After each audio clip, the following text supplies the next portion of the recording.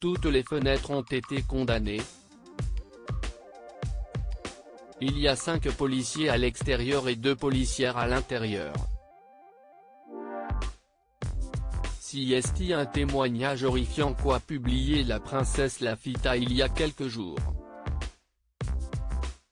Dans une vidéo diffusée par la BBC et Sky News, la tête couronnée de Dubaï affirmait être prise en otage dans une villa transformée en prison. La jeune femme de 35 ans expliquait être dans les toilettes car CST la seule pièce avec une porte que je peux verrouiller. Quelques jours après ce message, la famille royale de Dubaï a répondu à ces accusations par le biais d'un rare communiqué envoyé par l'ambassade des Émirats arabes unis à Londres.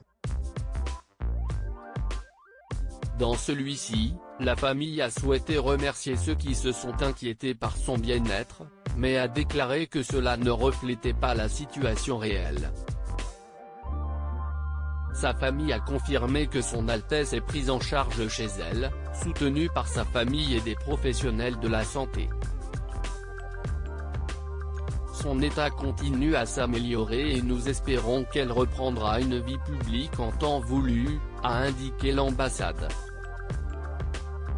Une porte-parole du Haut-Commissariat de l'ONU aux droits humains avait déclaré que le cas de la princesse Latifa était préoccupant. Nous avons fait part de nos préoccupations concernant la situation, à la lumière des vidéos inquiétantes qui sont sorties cette semaine.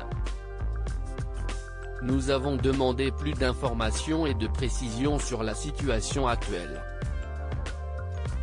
Elle demandait alors des preuves de vie de la famille de l'émir de Dubaï. Dans sa vidéo, la jeune femme apparaissait apeurée et disait s'inquiéter pour sa sécurité. La princesse Latifa n'a pas été vue depuis 2018. Je m'inquiète tous les jours pour ma sécurité et pour ma vie.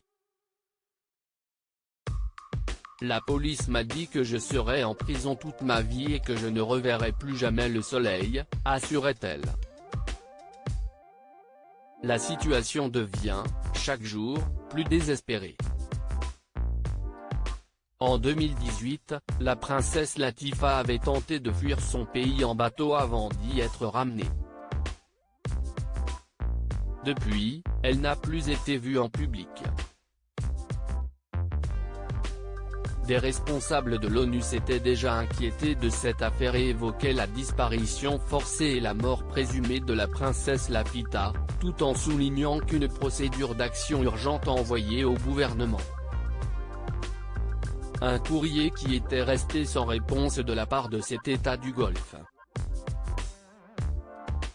Mohamed Al-Sheibani, le chef de la cour royale à Dubaï, avait ensuite affirmé que Lafita est en vie, en sécurité et reçoit les soins aimants de sa famille dans leur résidence de Dubaï.